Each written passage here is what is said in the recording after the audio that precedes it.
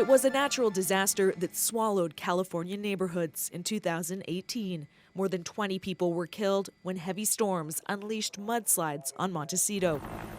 It happened 1 month after the state's most destructive wildfire season. This is something that is so damaging to communities, so it can, it affects so many people and it takes so long to recover from these events. Researchers say climate change is going to make these combination weather events increasingly common.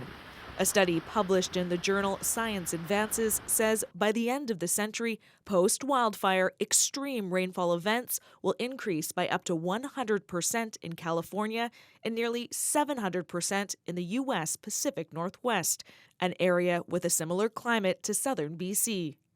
Merritt faced 2 major emergencies last year. First, forest fires put people on evacuation alert in the summer.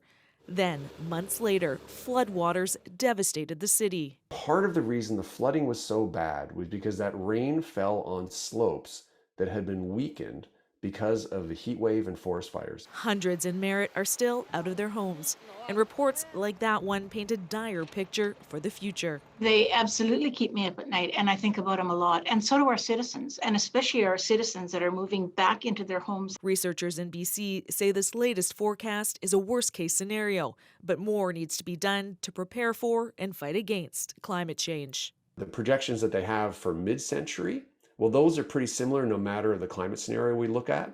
And so just the fact that we're looking at, maybe a doubling of these heavy rainfall following forest fire events just in the next few decades, that's worrisome enough. And after a year of unprecedented destruction in BC, worse is not something the region is ready for.